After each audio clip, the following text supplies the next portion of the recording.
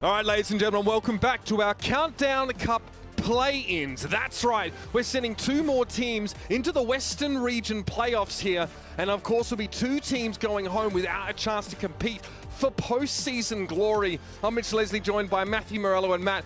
This is a matchup that's pretty hard to call. We definitely don't expect it to be the speed run that we just witnessed. The Washington Justice have a knack of turning up in playoffs and turning the game on its head. But as was pointed out in the Watchpoint truck, the Toronto Defiant have conquered some huge names so far in the Countdown Cup itself. I think we kind of have an idea of what the Washington Justice are at this point as a team. Can kind of rise to the occasion at moments, but pretty kind of consistent with their play. A little bit sloppy at times, still able to brute force some wins. The Defiant, I still think, are a bit of a question mark, right? We've seen them reach incredible highs, like beating teams like the Gladiators and then also losing to teams like New York. At one point we had a potential Dallas versus the Fuel matchup, right? Is this a Toronto versus the Defiant? Which one is going to show up here? It feels like there's two different teams within this team, and who knows which one we get.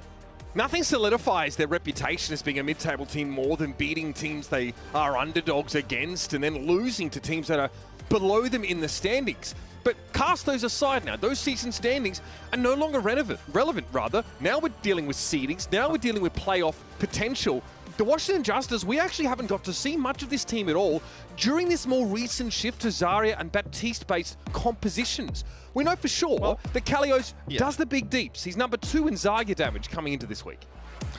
And we know he's a fantastic Zarya, right? That's kind of even how he got into the Overwatch League to begin with that Zarya play. Where I think you're going to see a good game from Decay. I think you're going to see a good game from Ilios. I think when you start to talk about some of these Baptiste different compositions, what do we get from the support play, right? What kind of game do you get from Krillin and Opener? We've actually seen Krillin at times really pop off in some of these games, right? It just seems like goes a little bit quiet, a little bit under the radar a lot of times recently, though. Definitely a sense that when Zenyatta was the flavor of the week, Krillin was able to show off a lot more of his mechanical prowess. The room for skill expression with that particular hero, right, it's maybe much higher than some of these other support picks. Krillin's also been known as just being generally very strong in that flex support role. This team, theoretically, pretty well positioned, but you hinted at it, Matt. They're still going to have to rely on Decay to turn up and make a big impact. His sojourn this whole season has been excellent. He's number 1, unsurprisingly, in solo kills and number 2 tied in overclock kills. So when that sojourn ultimate comes around, Decay really starts to spike in threat. Oh, without a doubt. And he's the type of player who, when you look on the other side for the Toronto Defiant, right, he can really negate any type of impact a player like Hisu can have and really start to take over. So let's take a look at the Toronto Defiant starting lineup today. It'll be a finale in here with Hisu. Really kind of you haven't seen Muse in ages, right? Hoppa really kind of solidified that spot. And then Chorong and Twilight, just fantastic in terms of support. So Mitch, I kind of joke about, Toronto versus Defiant. For me, this really feels like a team that's almost battling themselves at times, because sometimes they just get really sloppy. When this team kind of cleans it up and plays consistent, right, you get that awesome support play from Twilight, Chorong on the Lucio's been awesome. Hisu can play so many DPS. This roster should not, theoretically, this roster shouldn't be in the play-in, right? They should be in the top 6. It's just sometimes they get in their own way. Yeah, absolutely. They fell out there with a couple of really uncharacteristic losses to teams that they otherwise really should have had the measure of in the Countdown Cup.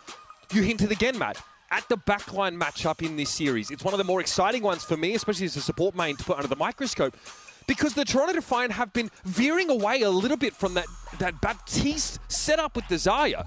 One of the only teams that are doing this is Twilight is actually opting to pick up Ana in many of these situations. Sometimes it's a late switch when, the Defiant feel like they're not getting anything going.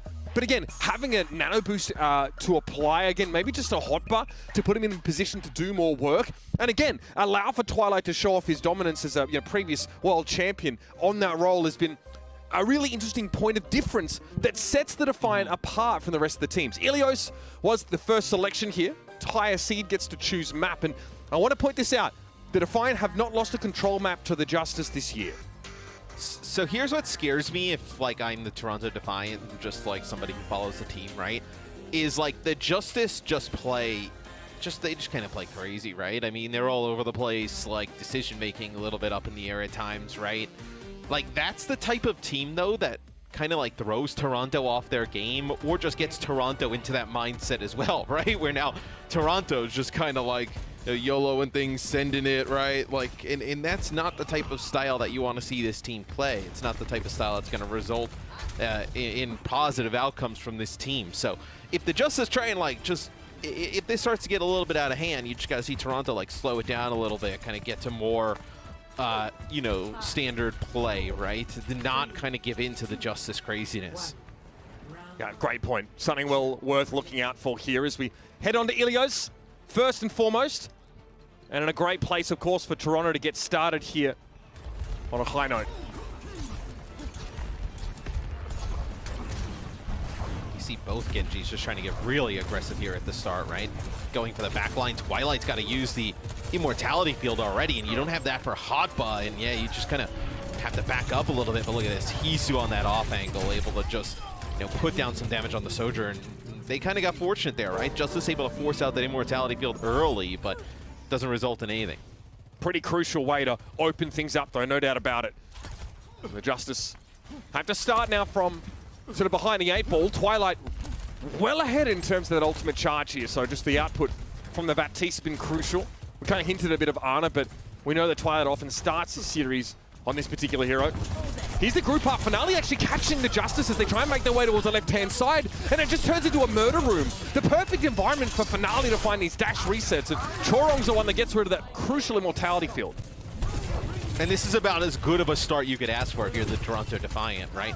Seeing Finale come in, play the Genji play well here at the start, that's a really positive sign. And then Hisu, you know, and Twilight really impactful in that first fight. So good start here for Toronto. Yeah, like you mentioned, you're going to have that Amp Matrix online so much earlier as see Toronto can give up a little bit of space, allow them to walk right into it. Yeah, the snowball and ult charge might actually end up biting the Justice in the rear end here. Assassin gets topped up there as Hisu eats a railgun. Amplification Matrix for Twilight there in that left-hand side. He'll play from behind it. And this will force the Justice to split somewhat as Kalios is trying to tickle them around the edges. Starting to hit a little bit harder now as that charge increases, but the Justice are still trying to set up. They're still posturing, and they lose Kalios instantly. Yeah, and this is really nice play from Toronto. They end up having to use the sound barrier at the end, but they find themselves over on that left side by that Mega Health Pack, and they use the Amp Matrix. They just don't really find any picks, but you kind of saw from Hisu's point of view, like how Hisu was able to take that off angle and get picks early in the fight, which swung it to Toronto. You had Decay and crew like over there as well, so they had to make a decision, right? To either kind of like rotate back and take care of those players on the opposite side, or push forward. They push forward and get the kills. Ooh, early grab there from Hotba. No one caught inside that. Finale, can't say the same for him though. Somehow kept alive. That was Chorong handles Assassin on that high ground. Opener slipping over towards the point here, but the Defiant already at 99. Just now, those ultimates starting to come online for the Justice, and not a moment too soon, might I add. Yeah, as you know, those grabs will make it into the highlight reel going into playoffs. I'll say that, as both of them were pretty sad. But Kalio's able to actually just kind of capture Finale and then take him out as Opener makes to the point. But look at this. So, you know, 99 already towards the Defiant, but you got both support ults, you got Blade here online for the Justice. They have an opportunity to string some fights together because Toronto kind of depleted everything there towards the end. An overclock here from Hisu. He doesn't have a lot of targets though right now, and there's an Amp Matrix he'll have to deal with. Remember, a charged body shot from the enemy Sojourn would end him. He needs to get rid of Assassin here, who's looking to be punishing. Sound barrier thrown out, but Assassin has to spend much of that time on the Immortality field. Eventually, he will manage to break through and get rid of Twilight. And that's those ultimates being built up. Many spent, though, by the Justice here to stabilize. And this is what I was talking about with, like, the Defiant just kind of getting into this, like, weird game with the Justice, right? Like, you didn't necessarily need to keep investing in that if you're the Defiant, as Hisu switches to Widow and Spawn and picks up a kill. Because they ended up using the overclock in the Amp Matrix there, which were both massive, and oh, that Widow kill may have actually turned the tide here.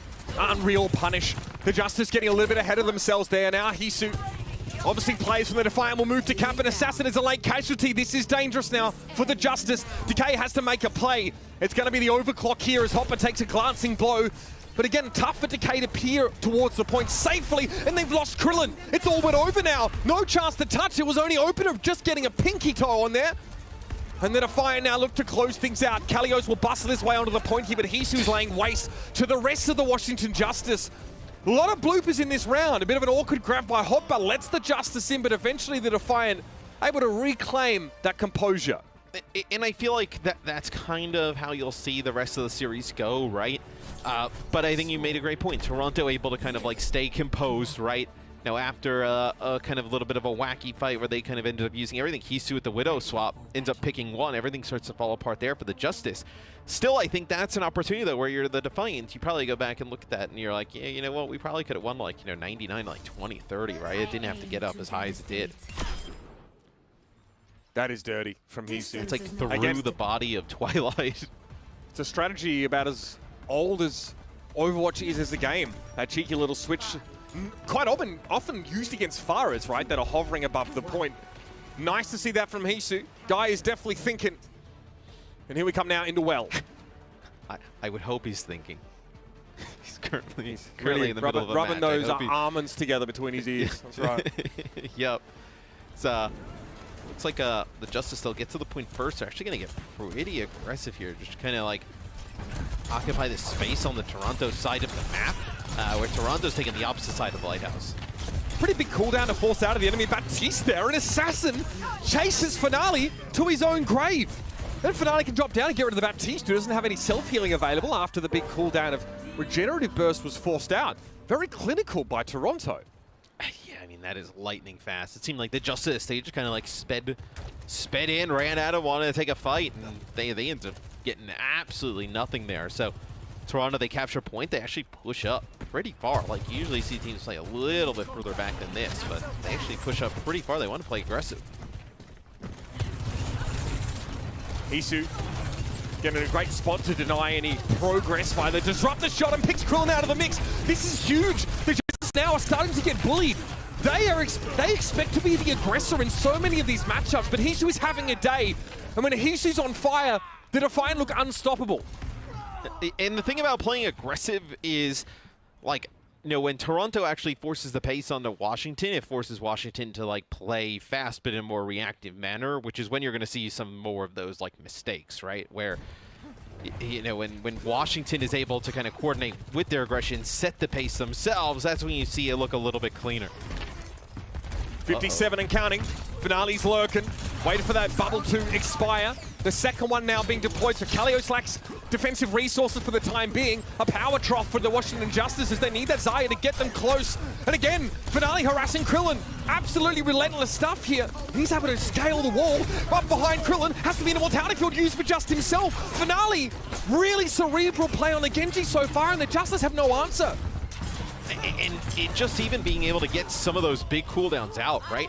Like the first time he goes in there, Finale, he gets Ilios' second bubble, and he gets the regen burst to Krillin. Then just goes across the map, he gets the Ant Matrix in the immortality field.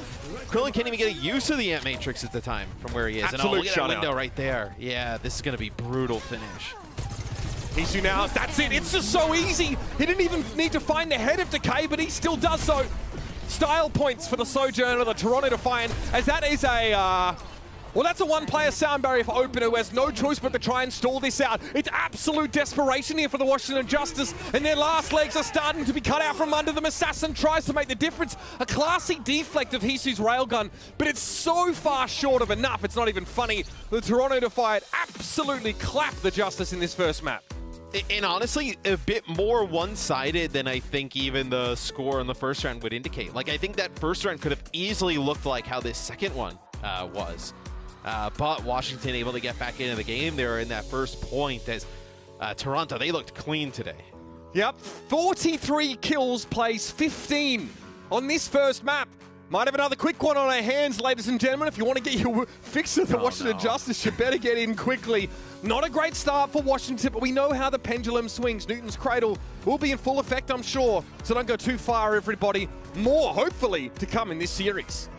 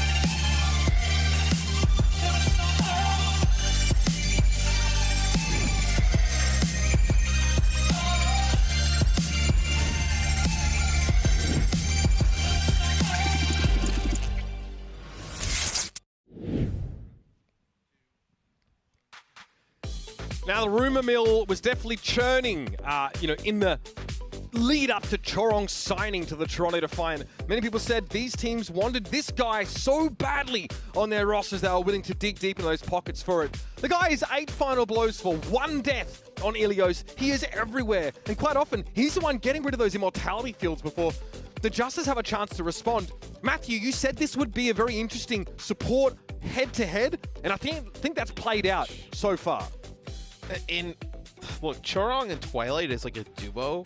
You kind of like stack them amongst like the rest of the league, and you're like, oh, well, where do they rank as a duo? And I actually think they rank quite highly, like higher than you would kind of rank the Defiant team. I would actually say that probably the strength of the entire team is like, there's a lot of teams that would love to have that duo as support, where, Chorong able to play a lot of the Lucio, which we've seen him play at a high level, and then Twilight, I mean, former MVP candidate, right? Sometimes kind of gets forgotten about a little bit when we talk about some of the best supports in the league, and you just didn't see that type of play from the Justice, and really, I don't even think you kind of pin it down to Krillin and Opener. I think just, their entire team just played a little bit like out of sorts there, so see what happens in their map pick for map number 2. We spent so much time on board with Finale, right, in that first map, just watching him outfox his opponents time after time, pressuring out their Baptiste self-heal cooldown, the regenerative burst, and then just circling back, just appearing again, relentlessly harrying Krillin as he tried to keep his team alive. Yeah. And then we just see on the kill feed, he's just blowing people up. So this is excellent looks for the Toronto Defiant. Their fans just have to hope that it's not a one-map exclusive, that it gets carried onto Paraiso. And if that's the case, then expect this to be a drubbing as well. I mean, yeah, you say that, right? Like, this series has the possibility to go the same way the first match that we had in the day go, right? It's just, can Toronto do that over 3-4 maps, right? Which, for periods of the season, we have seen them really dominate teams. See how they do it here with the Justice on defense. Look at this. They'll go with the Ana Xin, and then they'll go Tracer Sombra in terms of the damage dealer. So they want to play quite aggressive here, as the Defiant move through the choke. I also think you probably keep the D.Va here for, the second part of the map, where D.Va's really strong controlling that high ground. She'll be needed to circle back to protect Krillin and Opener as well. So we'll see. Sombra, being... Our team's actually sort of angling away from that Sombra pick lately. We know she's very good at forcing the Zarya bubbles out. Hopper doesn't want to be hacked and in sort of out in the open, especially with that D.Va up front, up close damage. Assassin is lurking here, and he has spotted the switch from Hisu, so we'll see what his first hack target is and how he capitalizes. You got to win these fights fast, though, if you're the Justice. That's going to be a hack on the Chorong there. It's not going to be Chorong who ends up getting taken out first. It'll actually be Twilight, so a lot of kills early on here. It's a good start for the Justice. That was pretty perfect. I don't really think you can ask for much more. No casualties on the side of the Justice, of course. Also, the fact that Krillin's able to find a free pick there on Twilight to start that fight off. And maybe, just maybe, this is just the Justice in their comfort zone in terms of these picks. So Hisu's gone back to the spawn, switched to Widow twice, looking for a jump shot. Now it was Finale's turn to get to the spawn. Try a jump shot attempt, is not able to find any of the supports in the back. Nice boot here, just trying to keep Twilight alive. He gets the Immortality Field off. Chorong might have had to amp heals there to keep Twilight standing. A bit frustrating because it means that that speed boost not available for a moment. Another hack on Finale. Everybody getting hacked by Assassin here. But so far, the Justice haven't been able to capitalize and turn any of those into eliminations. Still really waylaying the Defiant, but now the latter have taken the high ground. A lot of pressure. Nano boost on towards the D.Va, and Kalios explodes forth. Twilight just disintegrating under that pressure. Yeah, as they're forced to use that Nano because, Hotba is so charged up on the Zarya, is able to make it back. It looks like Kalios going all the way back, trying to get some heals. Yeah. Do you have an opportunity Lucio for the Justice? Yeah. And I think that's why Assassin actually reveals himself voluntarily here. Slow down the Defiant if he possibly can. Buy some time for the rest of the Justice to get back. Yeah, or kind of bait the Defiant into thinking they have an opportunity here and then come back with an EMP, right? That's on the table, no doubt about it. This is scary for Kalios, though. No healing. All right, self-destruct, though. He's taken down before he has a chance to get back in the mech. That's devastating for the Justice. He's around the corner, and his supports aren't at the point yet. So for now, Finale can just go upstairs. Hotba has a Graviton Surge available, and yeah, this time he uses it. And it's perfect. Both supports just got back from spawn, Matt. Yeah, as now the Defiant's starting to get rolling. So Kalios will actually switch off of the D.Va, go to Zarya here for the second part of the map, which I think this kind of like, you know, you're allowed to like dive, so to speak, you know, with the Zarya, right? You don't have like a speed, but you can use the bubbles on the flankers, allow them to stay in a little bit longer, and then push up and follow up with that damage. So they use it here. They have to keep Krillin alive. They need Krillin's transcendence for this blade. To the high ground, will Twilight stay there from remotely giving Hopper some of that healing as he wants to traverse some of these rooftops. And he can, that right click. Finale has to be very careful. He's able to break that up, but he wants to dash away. A little risky, straying so close to the Sombra here with the MP on deck. What are you trying to do with this? Like, EMP, you're going to have to hit Charong, right? You have to know that he's got the sound barrier at this point. Maybe Finale can kind of like avoid that with some line of sight and maybe able to get a blade off. Not easy to get a big EMP here, right? These buildings break up line of sight so much. Manual hack, follow with an EMP maybe? No, Assassin believes that discretion is the better part of valor there. He pulls out, the card has stopped moving. It's caught on that corner here. And both teams banking some huge ultimates. Yes, Toronto knows, right, that they have this EMP. He's trying to like play in parts of the map so you couldn't just get a massive one off. And that's going to be a nano boost here used. And sound barrier, nice sleep here. Yeah, they can get that kill on Finale, but Kalios has fallen, arguably the more impactful elimination. Assassin, oh dear, upstairs goes Hopper, some cheeky right-click techers. Gets him in a position now to try and claim this high ground. And Assassin has to get healed up the slow way, waiting for his supports. And look where he's playing now. You can definitely see Toronto scale their map control pretty considerably now. Yes, Toronto, they push all the way up, so that'll be the EMP here. How many players does connect with? It looks like only 2.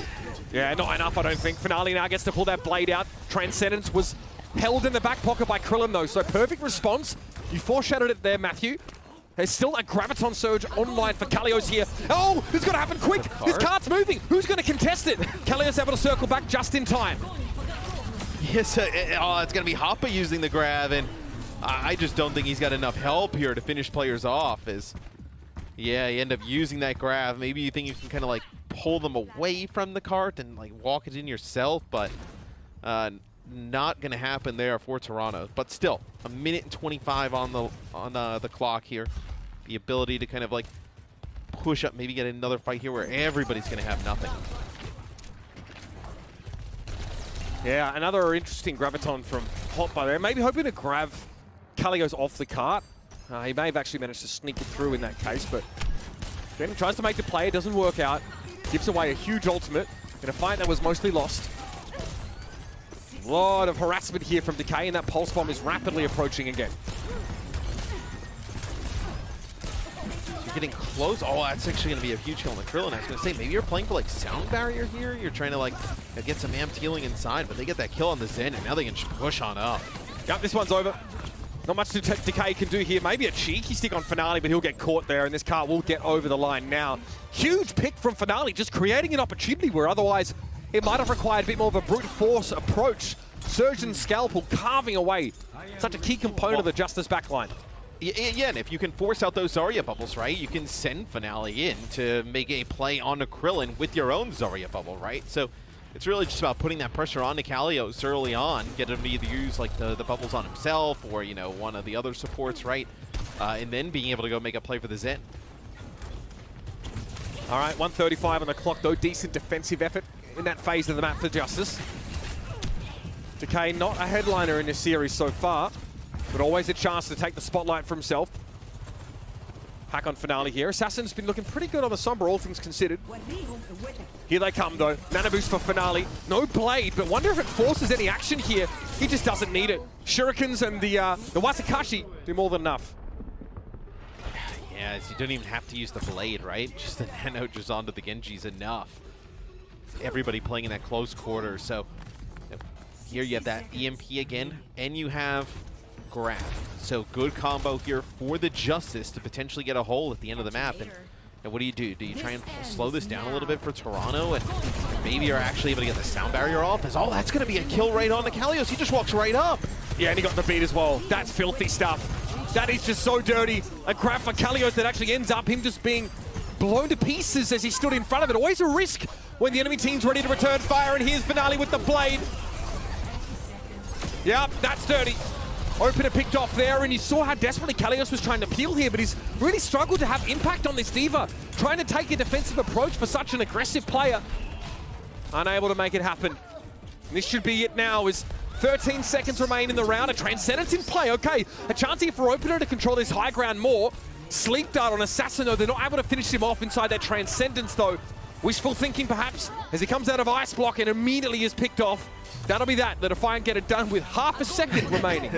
Oh, barely any time as the Justice try and stall it out, right? They got the Mei out there on the Ice Block. They got the Transcendence. So, look, they give up a map completion, but they hold on for a very long time. The Justice give themselves an opportunity to really win this map, or at least send it into OT.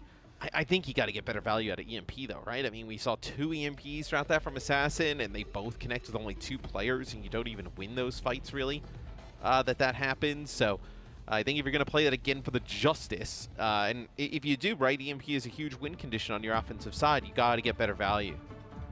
Hot, but they were really starting off a lot of these fights on the right foot. That questionable Graviton surge towards that second phase feels like a byproduct of his real aggressive posturing for this entire map. 10 final blows for him so far. Pretty huge impact, and is, again, leading this team in some of these key damage metrics.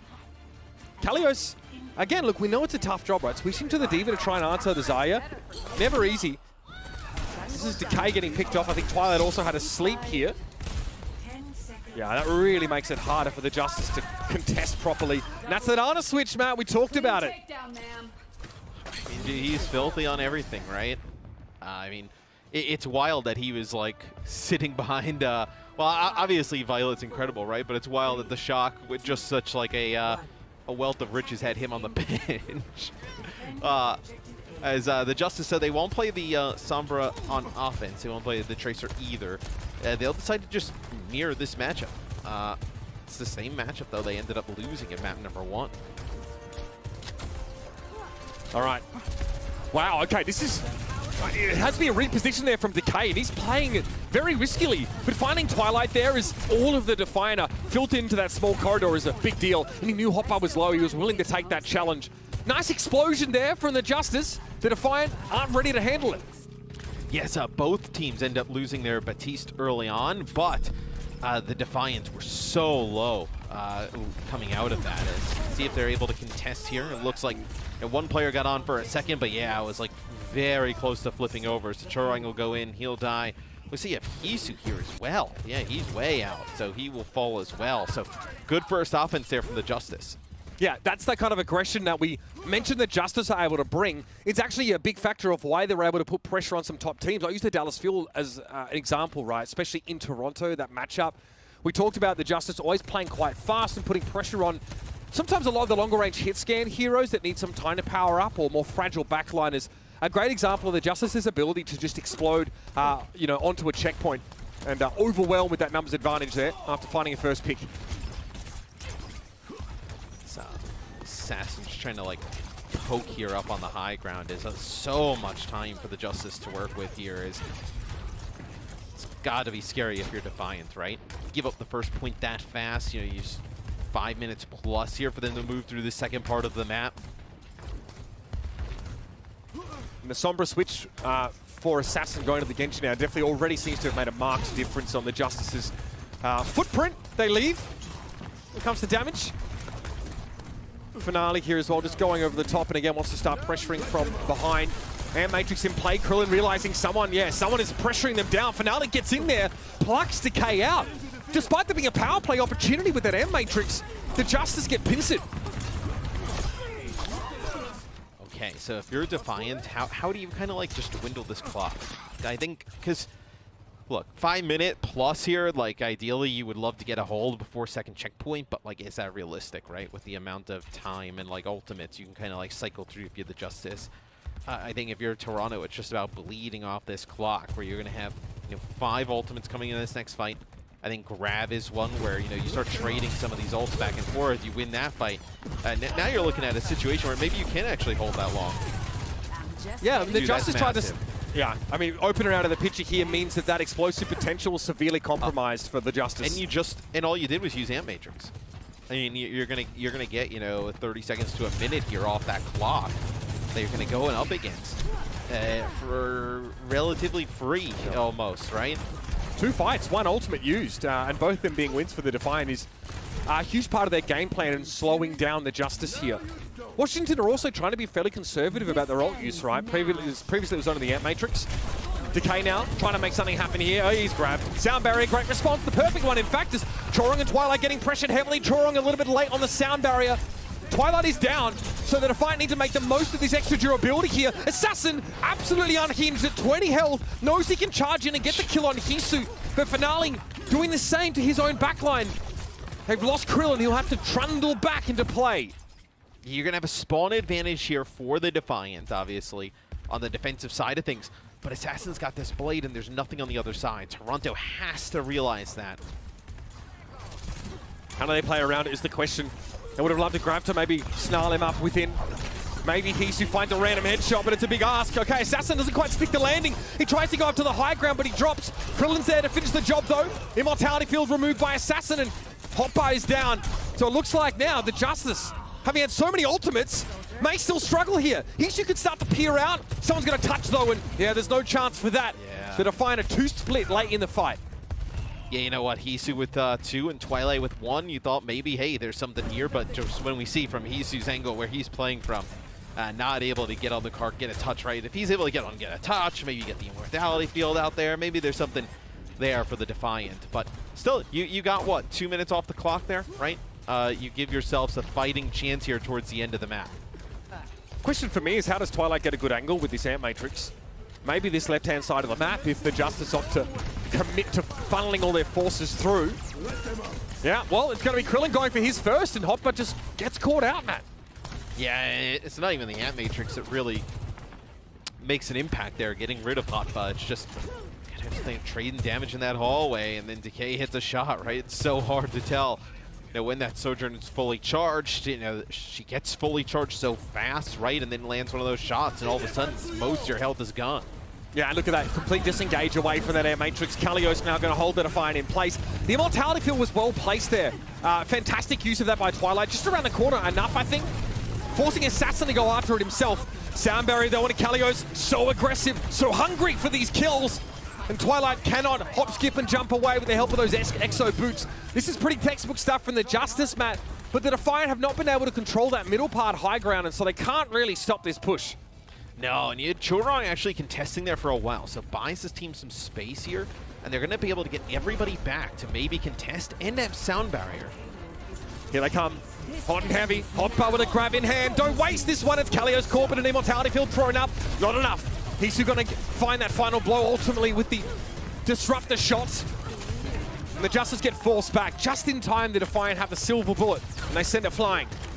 Yeah, and the overclock used there from the Justice, so Decay ends up trying to seal the deal with that one. And look at this, right? 1:30 on the clock. You get that hold there, huge for Toronto. You end up having to use your grab and your sound barrier. But you got an overclock, you got a blade coming online, no beat in sight for the Justice. You have a real shot here if you're the Defiant. 90 seconds is enough time for the Justice to find some of these ultimates, but the more immediate conundrum of winning this next fight. Matt, you're right. Quite complex. Overclock from Hisu now. More than happy to use that to clear the drone away. Finale maybe mild overextension here, and Hisu's not able to find an extra kill, so the Justice can regroup fairly quickly, getting Kalios back out of sport at 77% ult charge. So you have a blade here to use. That's going to be massive. Because look, Twilight can end up farming up this nano, right? I mean, you could end up with a nano blade here with 25, 30 seconds on the clock. No sound barrier, I mean, that's good enough to win the game now. Hotbar has to bubble himself to get out of the corner. Finale not even waiting for the nano though. Oh. He knows he doesn't need it. There's no sound barrier up. And the Justice gets shut down again. Kalios' grab, it's too late to use this here. He has to save it for the next fight. Yeah, they were just trapped in the corner, right? Finale knew that this Zarya is so far away, and same with the Batiste. To help anybody out, no Immortality Field going to be cross-mapped there. He just kind of goes and cleans up some of the rest, and then works their way back to Krillin and Kalios. Mitch, while this is going on, the payload has actually moved pretty far back, so it's not just like one quick fight and you're done. Oh, look at this. Twilight with everything. Oh, the sleep. It's not there. It was going to be a deflect just in time, which is a big DPS loss for Assassin. And he gets cut down while he's stuck in that animation. Hopper builds the grab. And brick by brick, the Justice come crumbling down. Ilios had the first graph. He opts the solo graph Hopper. He uses Twilight sent the nano and a bionic grenade to boost incoming healing, making it impossible to kill Hopper before he himself got that grab online. Another standout showing from Twilight on the Ana. Such a great little variation for this Toronto team, Matt. And even after giving up the first point to the Justice, and the Justice having a ton of time there, Toronto just battles back and gets a hold at the end.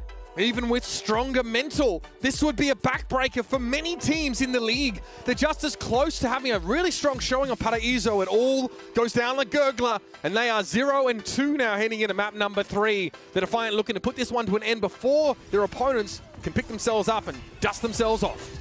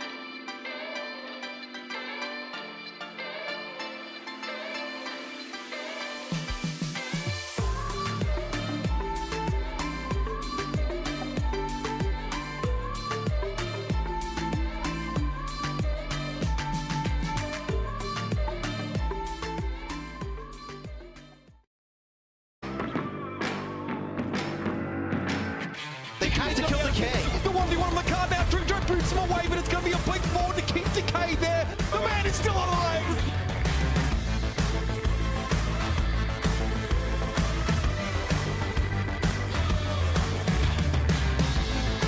Look at this opener.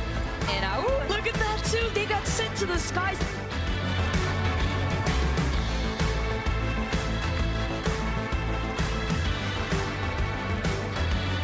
Ilios ready with a rampage here.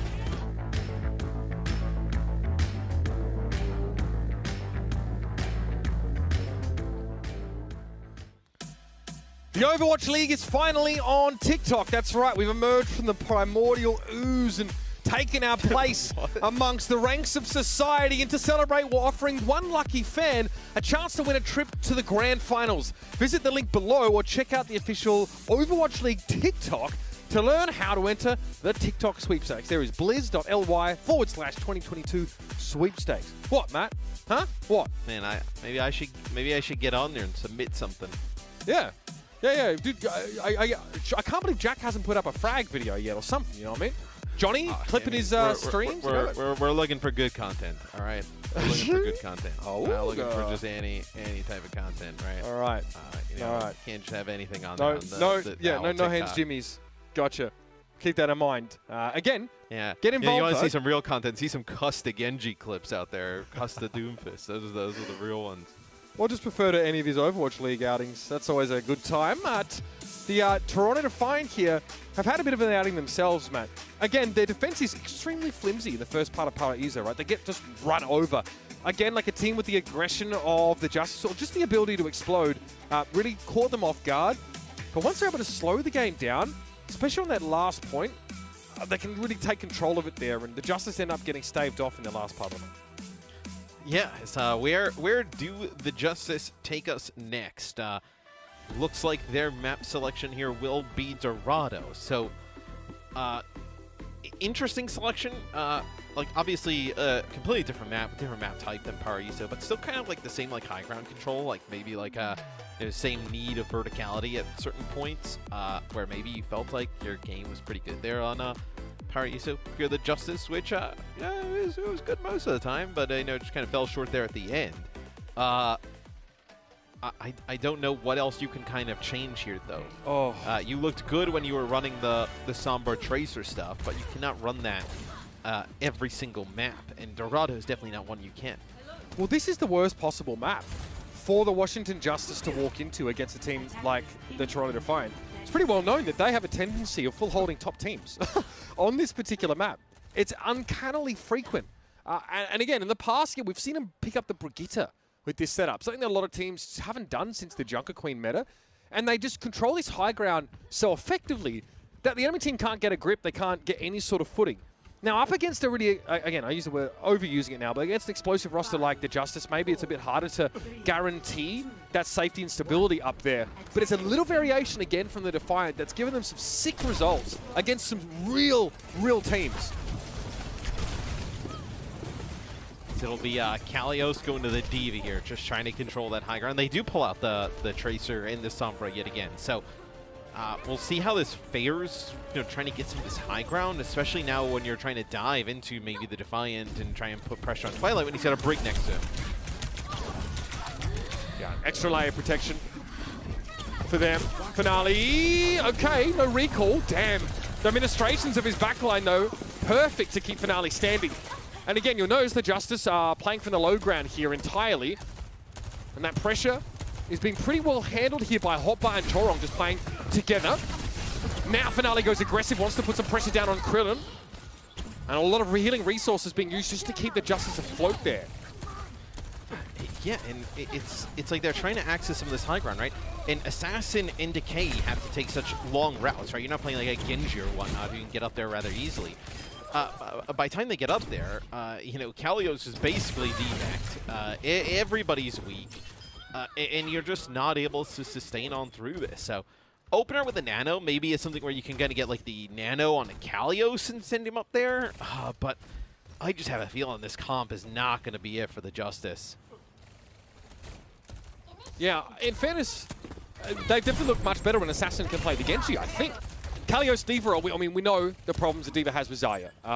Kalios is trying to be a little bit more split between that even peel. gets a chance to get in, right? I mean, Yep.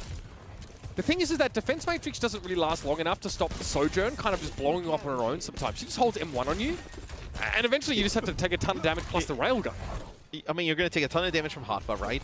And then Chorong can just swing on you. Like, it doesn't matter, Oh my right? God. He doesn't care, man. He just pulls up on assassins like, I think you're in the wrong house, my friend. All right. Another Dude, this is taking variation. so long for the Justice to like get anything going. They nano Krillin here. All right, so maybe you can actually push on forward past the Sam Matrix.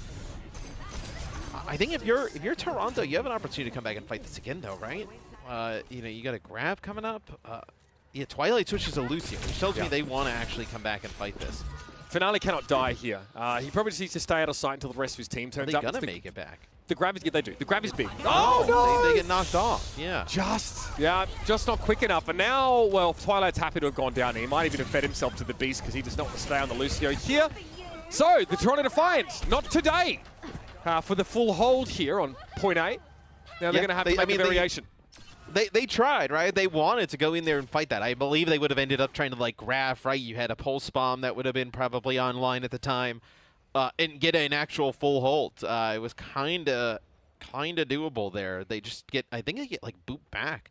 I think it's like Kalios just kind of knocks some players off there for a second. And then an EMP comes through and they're not able to stay on and contest. So far, so good for this Justice composition, even though we've had our doubts about it. The pulse bomb there for Decay, even though it didn't get a kill. Forced an immortality field. It was easy to take that down. Here's the grab now from Hotbar. Transcendence. Finale might be thinking Pulse Bomb could be the antidote to this. And a rally from Chorong, so they are going to get aggressive now. It is indeed go time, Hisu. Very astutely put. The opener just gets lanced into the ground. Yeah, there's a few all-twos here by the Defiant, though. But you think you stop the bleeding here, Kalios going to have to go find a spot where he can, I was going to say comfortably jump off the map. Find a quiet chasm, yeah. Yeah. In a small little corner, and nope, doesn't even need to, as they deal with them rather quickly. So Assassin actually gets on the cart, and he's going to get a little bit of progress here. Yeah. Demanding now Finale's attention. Attention well and truly garnered. I don't think you mind using some ultimates there, though, if you're the Defiant, and kind of like maybe just 100% like locking in a fight to win there, because now you can control the game from the high ground, right? Yeah, stabilizing, I think, in this part of the map is so important. If you get pushed into this last area, that high ground control becomes null and void, essentially. So again, from the high ground, the Defiant are attempting to contest somewhat. Decay just doggedly trying to will the cart forward.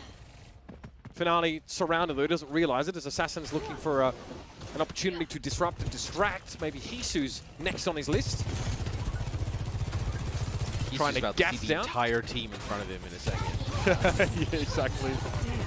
Oy, that's the hack. All right, Hisu forced to drop. Has a Discord Orb on as well. The damage increase plus Discord Orb makes it really scary to try and stay alive under those conditions. And the Defiant are in slightly awkward positions. In such positions that they have to full commit now, and they're going to. Hotbar, though, is, well, Big Boss needs a break too, right? At least. That is true. Yes, he is contributing to the game with nothing but his corporeal form. Yes, that was the EMP that comes through there as well, as that looks like it actually might be enough.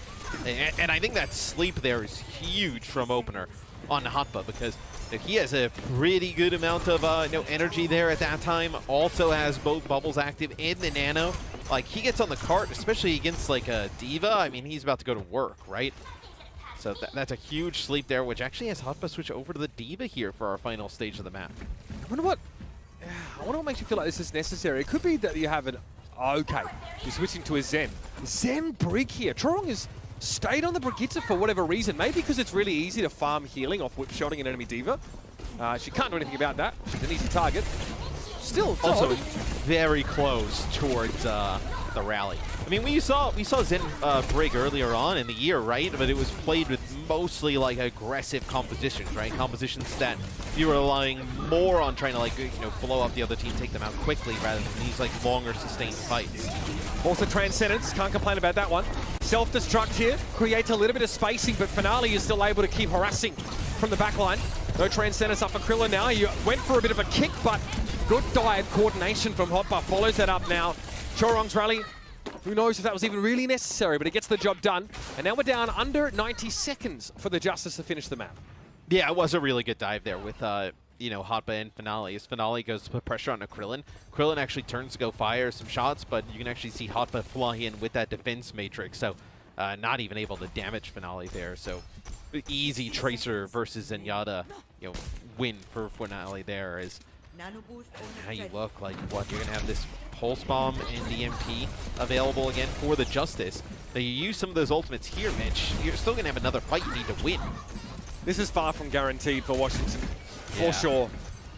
Not a great nano candidate outside of probably Kalios.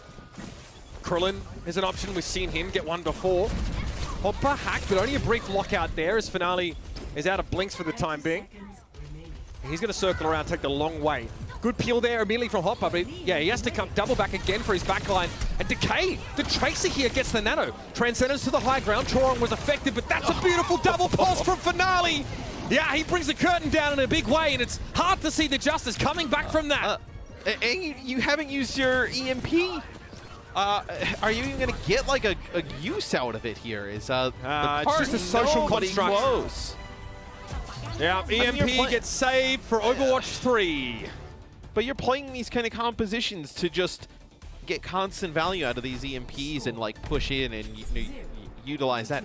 I mean, even if you don't get like massive EMPs, right? Even if you just EMP the supports, you get, you know, that they lose a chunk of health and you get a damage buff to them, and you have a Discord orb on your team. Like the Sombra should be able to take out 1 or 2 players there. I mean, they feel like there's no coming back after losing 2 supports, and I assume Assassin's just not in position yet to make that happen. I mean, sure, okay, yeah, use EMP if you have it, but in a 3v5 with no healing, it feels pretty darn awful. Right. So they prevent them from finishing the map. Toronto still gets, you know, they hold on defense, right? Washington still gets like a reasonably strong push. Let's actually see this. This is the double, yeah, right on the supports, yeah. And again, obviously it shows Pulse Bomb eat, but that only happens if Defense Matrix makes contact with a Pulse Bomb that's already stuck. It'll come up on the kill feed as an eat, so that's obviously why that happened. And yeah, absolute devastation. Finale has had a really good series. His Genji looked great. You wonder why, you know, we see less although at the moment, right? Finale is so crucial when Tracer is the way to go, and his Genji was just immaculate in that first map to boot. What's going on here, boys? Where are we going here? Bro, okay. Right, not so circuitous at all. Hisu doused in the purple juice.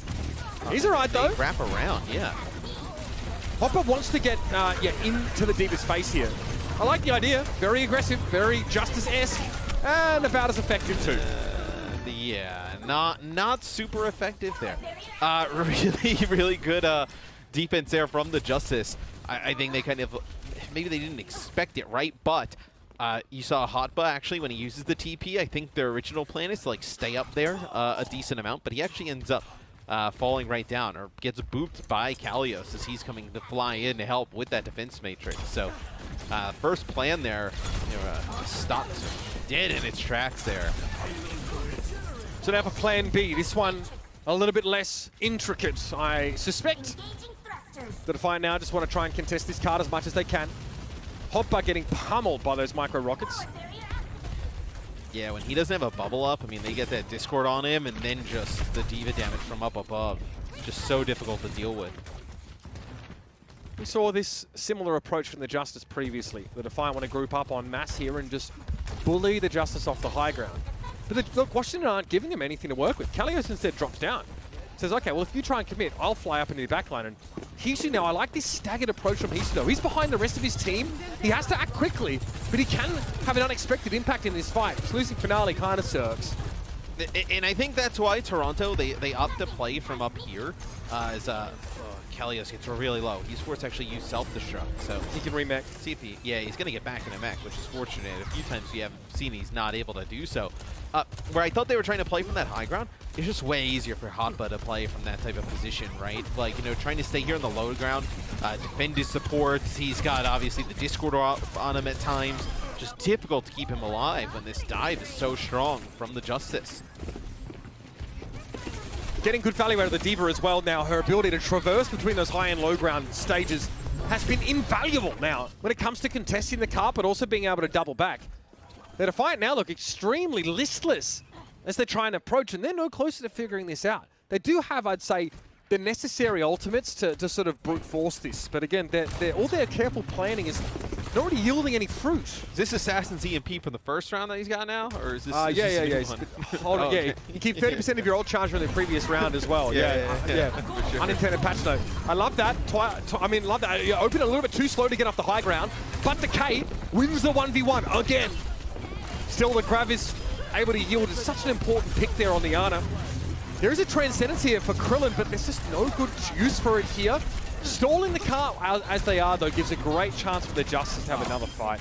Yeah, I mean, they should definitely have another fight, and they have the EMP Transcendence for this next fight. So, yeah, really good hold here from the Justice at the start. Kind of a little bit, I don't want to say out of nowhere, right? But with how they've looked with this comp at times, and with how the series was going, I definitely think you could have saw Toronto coming in and just kind of like ending it here, right? With the Justice in a really good position to force another in.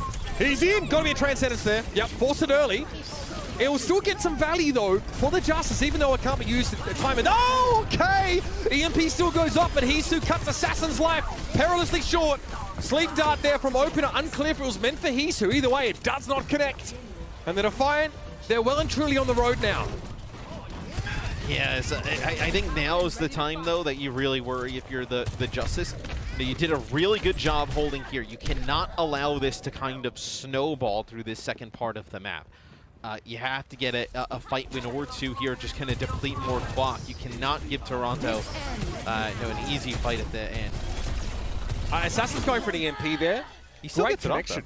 Yeah, 4 people get caught by that one, so we sort of questioned about when he'd use it and whether it would be worthwhile. It was, but it's a Transcendence being forced so early by Finale that probably hurts the Justice more than anything. You have Decay here just kind of contest, right? You can still kind of hold that high ground with the D.Va, and there's no way for the Defiant to contest that, right? I mean, you're not playing Genji, you're not playing a D.Va of your own. As soon as Decay gets low and kind of forced away. Oh my! What? I mean, Finale, it looked like they were both.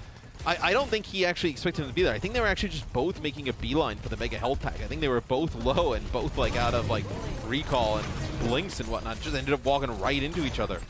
I didn't even see him bloody slap Finale there. That was lightning fast from Decay. A jump scare probably for Decay. Absolutely. Probably part and parcel of being a Tracer player, if I'm honest with you. Always materializing in random locations. Good disruptor shot there, but not good times for the backline of the Justice here. Losing Cool in an opener. Things go from bad to worse as the card is still moving. Apropos of absolutely nothing. So much space. And I mean, there wasn't really even like an intent here. As Kalios going to get on, he's not going to get the contest. The cart's going to go in, and he's going to lose his mech. So when I was talking about like the Justice, they need a fight win there, right? I mean, they do not get one, and they ended in like one of the worst possible fashions.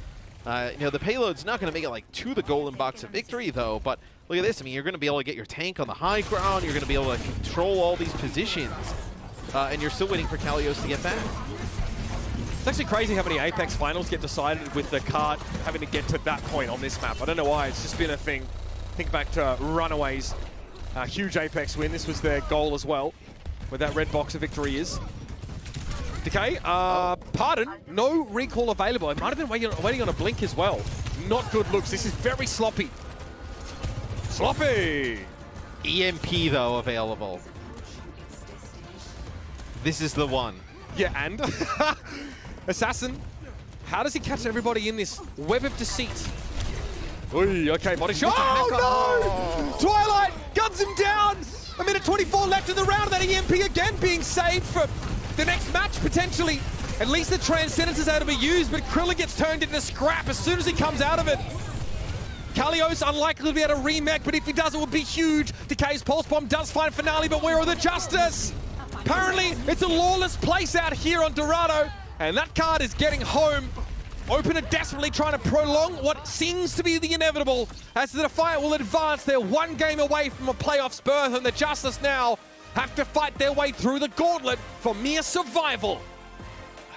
As the Defiant really clutch up after, really good first point defense there from the Justice. The Justice just nowhere to be seen on the second portion of the map. And then there towards the end, we joked about it like a lot, like some points during the series about like the EMP usage, but you really, you use it at the end, right? You connect with 3 players, but like half the team's already dead at that point. Like you're just kind of using it as desperation where, when they hack Hisu, he's already up on the high ground. He turns, hits a body shot, and then it's just a little bit of damage, I think from Twilight at the time, finishes Assassin off. I just think if you're going to play Summer, you just got to get a lot more value out of that ultimate. I mean, it's so impactful, even if it's kind of like its adjusted state, right, from Overwatch 1. I think there's even a debate that like it's stronger than the one in Overwatch 1, even though it doesn't take your abilities offline. You got to get better usage out of it than that. I mean, there were multiple times where Hisu is just a nightmare for Assassin to deal with, right? There are some teams that aren't opting to bring Sombra anymore. They just want something more consistent or explosive, in the form of Genji, for example, especially as a couple more teams pick up that Ana.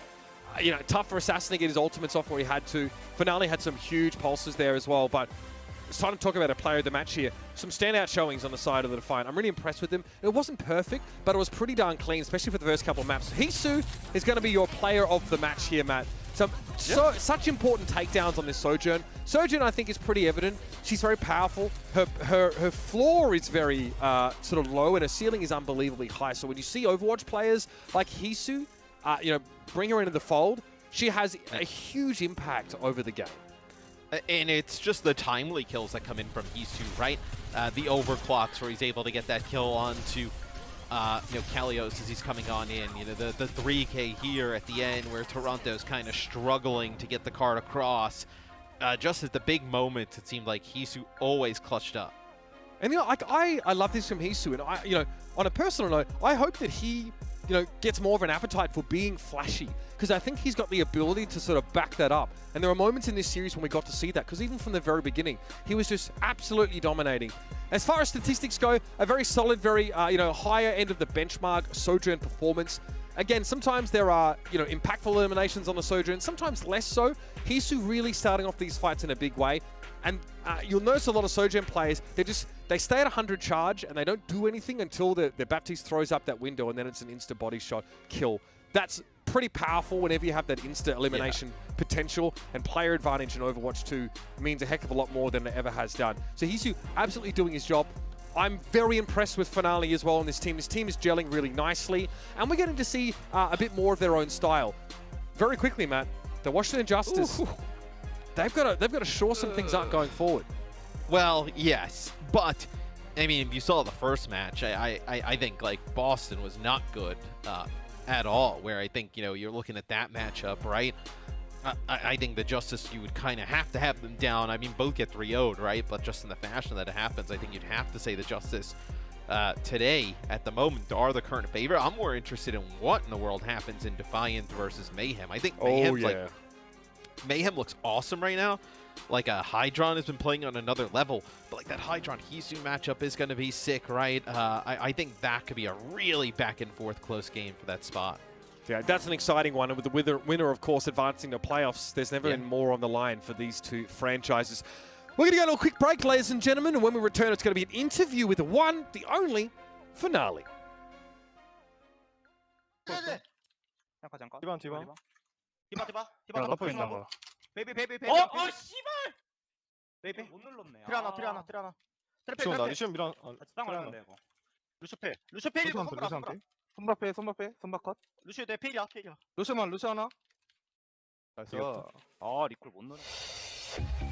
Overwatch League is brought to you by Upper Deck, the official trading card of the Overwatch League. And by TeamSpeak, the official voice supplier of the Overwatch League.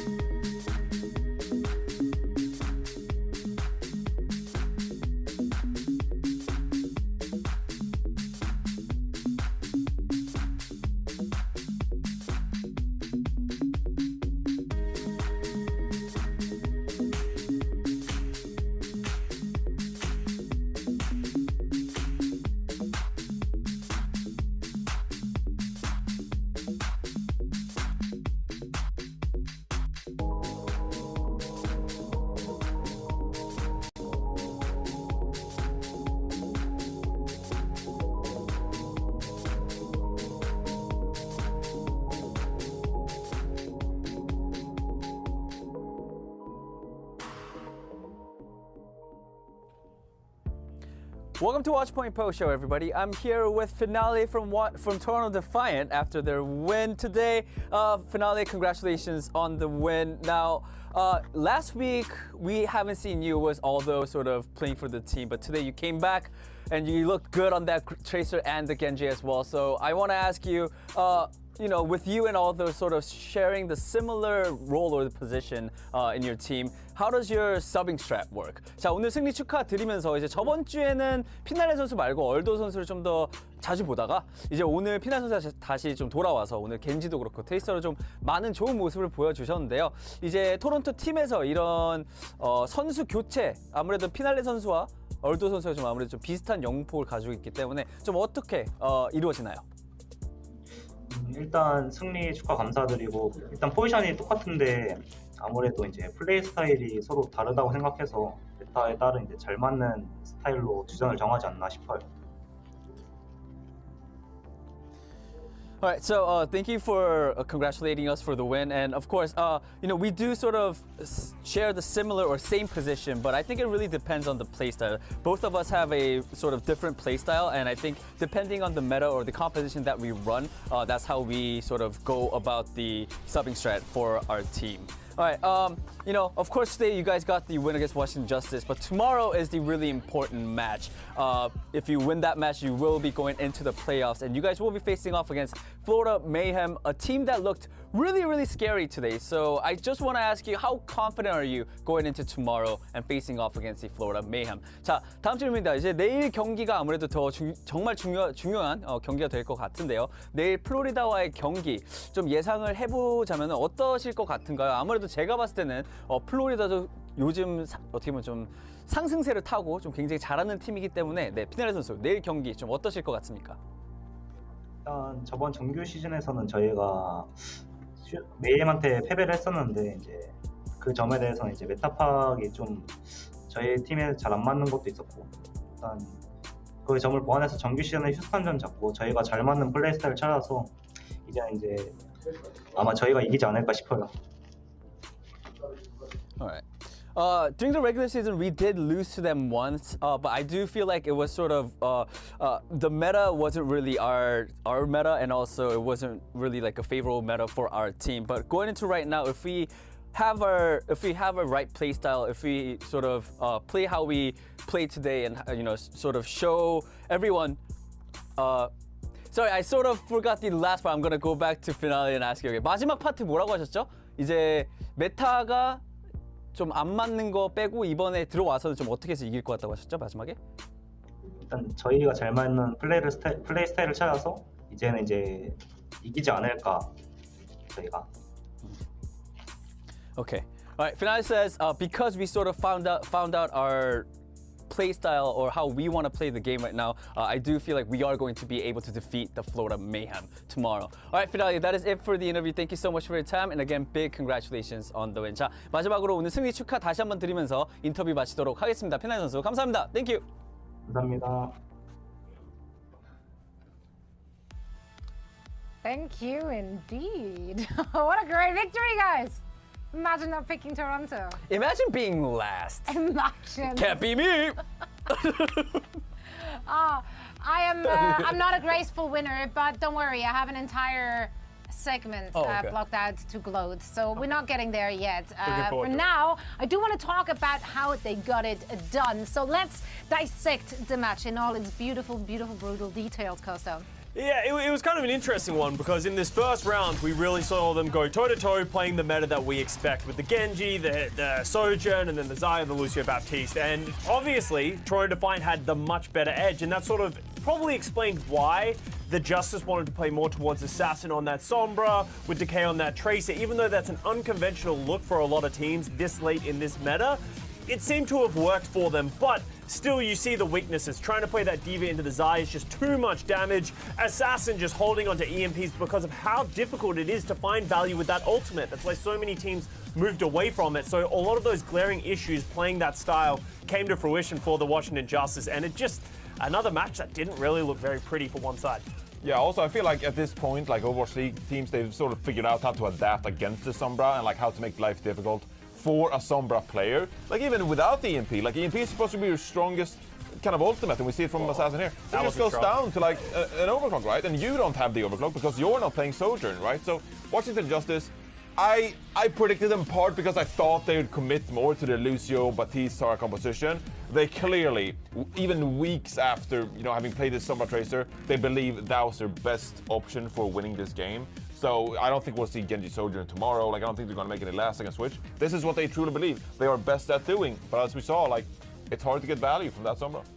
I want to take a quick look at the bracket with those two first matches out of the way. We do have more to come because no team is eliminated just yet. In the winners match tomorrow for that first spot are going to be the Mayhem and the Defiant, and afterwards we're going to see who's going to find their way through the bottom.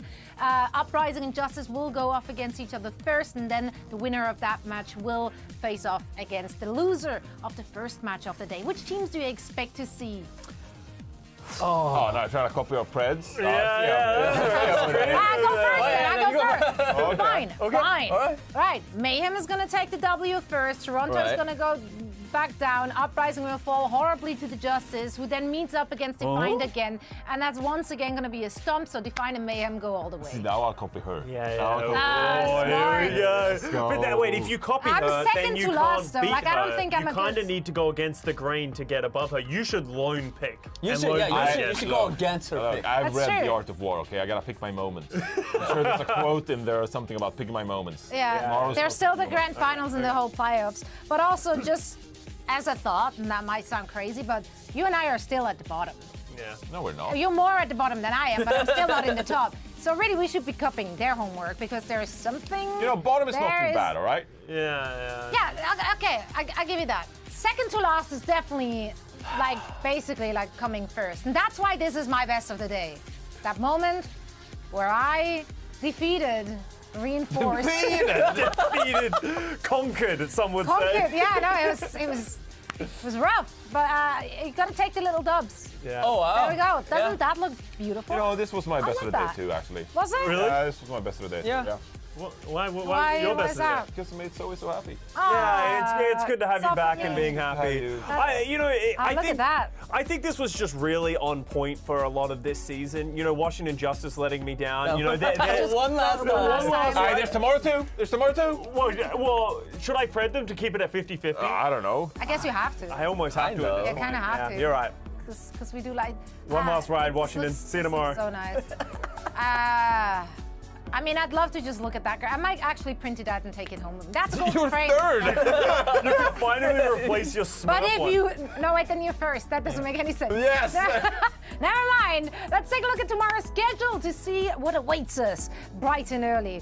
At noon, so not really that early. Yeah. But yeah, we're gonna start things off with Washington and Boston. Afterwards, so Toronto and Mayhem gonna fight for the first ticket, and then we're gonna head to the losers match where everything is up for grabs. And some of those teams, their 2022 season ends tomorrow. Yeah. Now, the first tournament, not the first tournament, the first match tomorrow is gonna be super interesting. I can't wait for you guys' prediction for that one.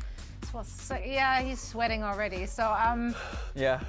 Everything on the line still, because we still try to beat the fans as well. Casa, you're still up in the running. I'm still in the running. But also, one of these teams is going to get eliminated in their first match as well, which is their seasons are going to come to an end, which will be sad because both of those teams have had such ups and downs this season. And I hope that makes for an explosive match tomorrow with everything to play for. But before we say goodbye here from the truck, we do have something more for you guys, because the first tournament in the Calling All Heroes initiative is happening this very weekend. Calling All Heroes is putting on a Challengers Cup for the rest of the year with 2 qualifier events. We have qualifier 1 this weekend, and then a second qualifier in November, followed by the main event in December. Registration is ongoing, and interested competitors can sign up and now to participate rather, or fade, whatever you want to do, in the second qualifier actually. The top 4 teams from each qualifier will then advance to the final event in December with 25,000 $1,000 prize pool up for grabs. Now fans can tune in to qualifier 1 this weekend, beginning actually today already. 6 p.m. PT. Don't want to miss it, and it's going to run throughout the weekend here on the OWL YouTube channel or over on the Play Overwatch YouTube channel as well. So if you're interested in learning more about this very challenging cup or the program, head on over to callingheroes.gg, and the 4 of us will be back tomorrow for the final play-in matches at 11:30 PT. We hope to see you then. I was right. Bye-bye. Is that it? Are we just dancing? Yeah, we're dancing because I won and you didn't.